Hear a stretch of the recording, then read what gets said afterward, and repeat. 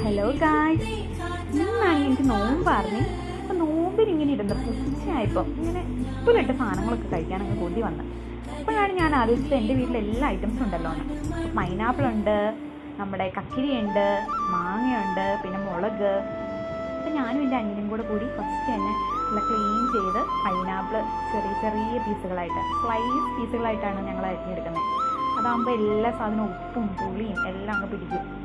പിന്നെ അത് സ്മോൾ പീസായിട്ട് നമ്മൾ അരിഞ്ഞു വെച്ചു.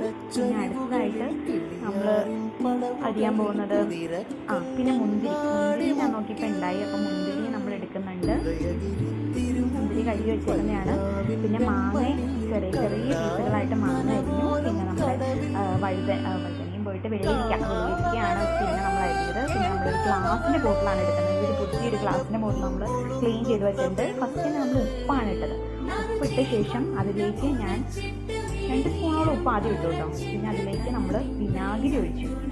വിനാഗിരി കുറച്ച് ഒഴിച്ചാൽ മതി. നമ്മൾ വിനാഗിരി ഒത്തിരി ഒഴിക്കണമെന്നില്ല. ഞാൻ ഒരു കുറച്ച് ഒഴിച്ചു. 100 ml അടുത്ത് ഒഴിച്ചിട്ടുണ്ട്.